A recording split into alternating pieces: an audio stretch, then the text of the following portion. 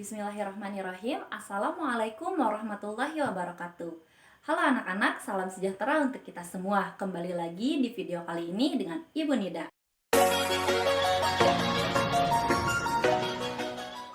Setelah sebelumnya kalian pernah belajar terkait LKPD 1 dan LKPD 2, kali ini kita akan belajar terkait LKPD 3 dan LKPD 4 ya. Apa saja sih pembahasannya? Yaitu pembahasan di LKPD ketiga, yakni kalian akan belajar struktur dan kaidah kebahasaannya. Kemudian, kalian juga akan belajar terkait pola pengembangan teks negosiasi.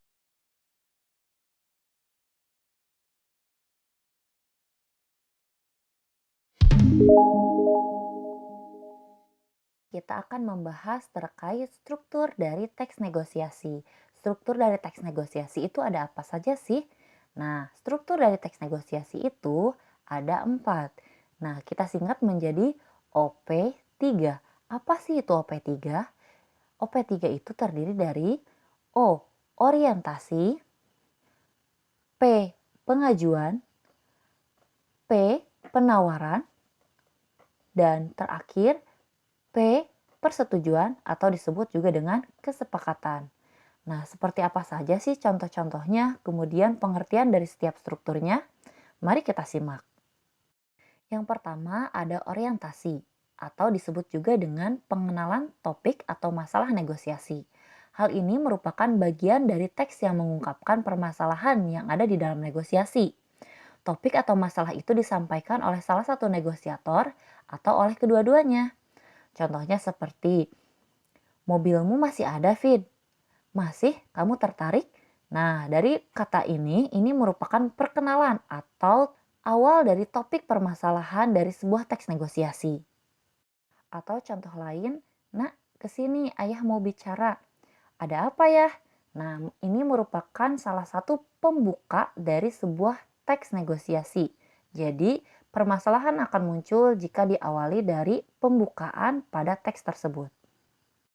Nah, selanjutnya ada pengajuan. Apa sih itu pengajuan? Pengajuan merupakan pernyataan dari negosiator pertama untuk meminta, mengajak, mendorong negosiator kedua untuk melakukan sesuatu sesuai keinginannya.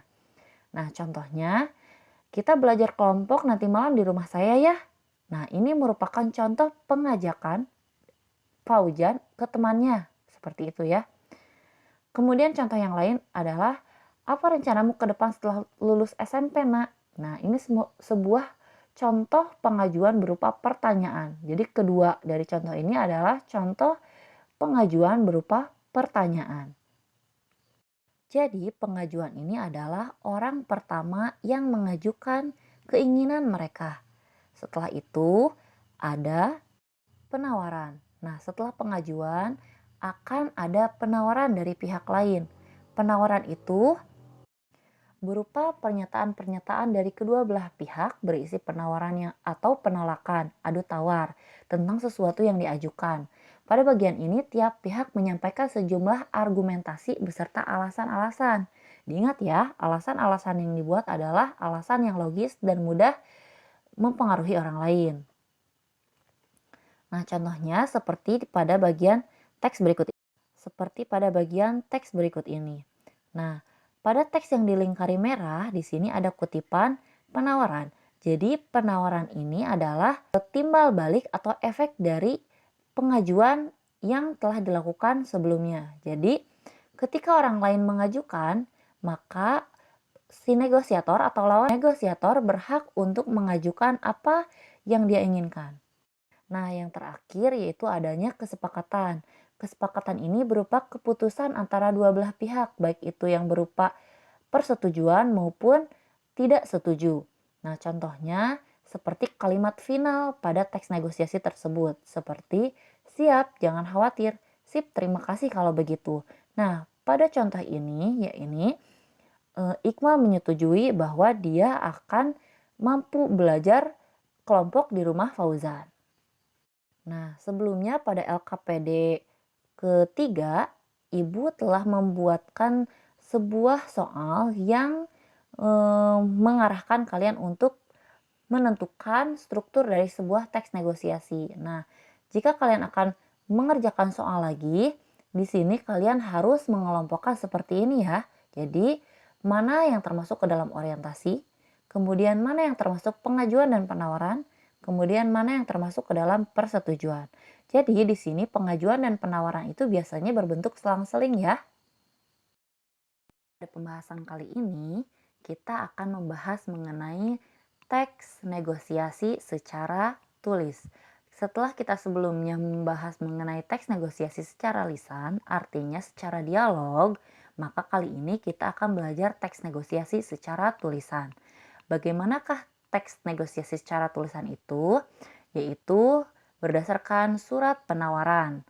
Nah, surat penawaran ini seperti apa sih? Yaitu surat yang bersifat formal. Artinya kita bisa mengajukan suatu surat penawaran atau surat pemesanan. Silakan kalian perhatikan teks surat penawaran berikut ini. Nah, pada kali ini kita akan membahas terkait struktur dari surat penawaran. Apa saja sih struktur yang ada di dalam surat ini? Mari kita simak. Perlu kita tekankan kembali bahwa sebuah surat penawaran yaitu surat resmi. Artinya surat resmi ini dikeluarkan oleh suatu lembaga. Lembaga seperti perusahaan, seperti sebuah toko, ataupun seperti lembaga-lembaga yang lainnya. Maka dari itu sifatnya bukanlah perseorangan, melainkan mewakili atas nama lembaga. Di dalam surat resmi biasanya terdapat sebuah kop surat. Nah, kop surat ini biasanya terletak di paling bagian atas. Mari kita cek bagiannya ada apa saja ya. Lazizan Ice Cream and Bakery. Jadi suratnya berasal dari toko Lazizan. Nah, di dalam bagian ini yaitu paling atas yaitu merupakan kop surat yang terdiri dari nama toko yakni Lazizan, Ice Cream and Bakery yaitu sebuah keterangan. Nah, keterangan ini berfungsi untuk menerangkan bahwa ini adalah sebuah toko kue atau es krim ya, bukan sebuah toko bangunan. Nah, setelah ada nama toko, di sini diberikan sebuah instansi atau alamat dari toko tersebut. Nah, pada bagian ini biasanya diisi oleh website, email, atau nomor si perusahaan. Nah, pada bagian kop surat ini ditulis dengan sejelas-jelasnya agar orang yang akan memesan tidak salah paham dan langsung bisa menghubungi pihak yang bersangkutan. Nah, jangan lupa juga untuk membubuhkan sebuah logo. Logo ini sangat penting karena identitas dari sebuah perusahaan biasanya diwakili oleh sebuah logo. Nah, jika misalnya kalian akan membalas surat penawaran ini, artinya kalian akan membuat surat pemesanan, maka dari itu kalian wajib membuat logo juga ya. Anggap saja misalnya kalian dari perusahaan wedding. Nah, kalian buatlah sebuah logo, misalnya logo sebuah tenda pernikahan atau sebuah pelaminan pernikahan atau lain sebagainya. Nah, jika kalian misalnya menjual sebuah sepatu atau perusahaan sepatu, maka kalian buatlah sebuah logo sepatu. Nah, logo ini adalah logo yang mewakili wajah dari perusahaan kalian. Nah, setelah itu di bawahnya ada nomor, ada hal, kemudian ada lampiran, dan ada tanggal surat. Tanggal surat itu disimpan di sisi kanan ya, dan harus sejajar dengan nomor surat. Tanggal surat ini merupakan tanggal ditulisnya surat tersebut. Sedangkan nomor, perhatikan di sini ada nomor 026. Di sini merupakan jumlah surat yang dikeluarkan oleh sebuah perusahaan. Jadi, jika sebuah perusahaan mengeluarkan sebuah surat, surat itu akan dicatat di dalam sebuah buku.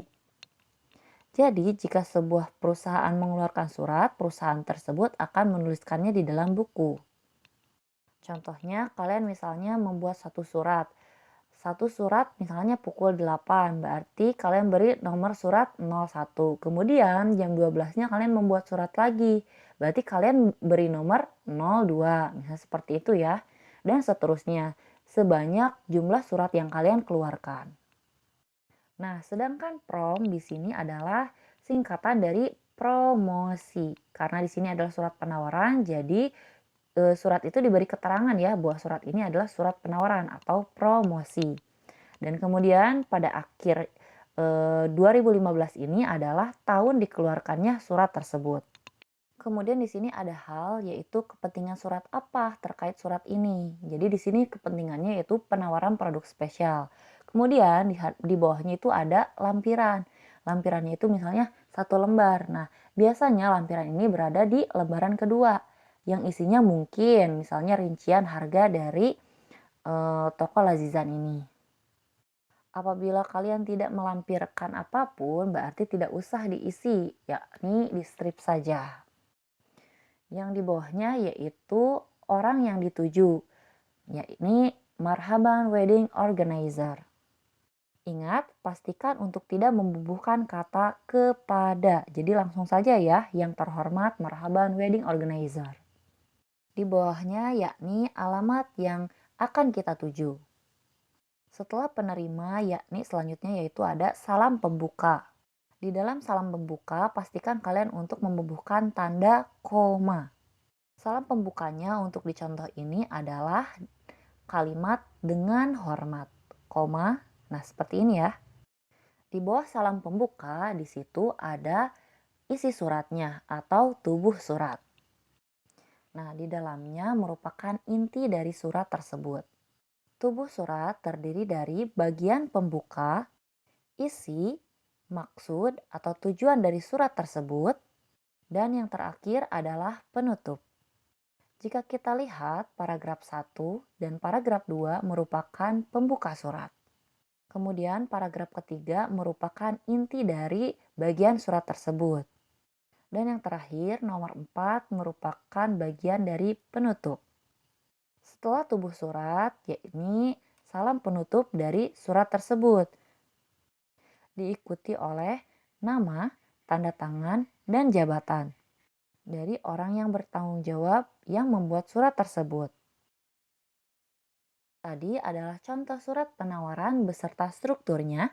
Nah, setelah itu nanti akan ada balasan dari surat penawaran, yakni surat pemesanan. Nah, contohnya kalian misalnya membuat surat penawaran seperti toko sepatu tadi.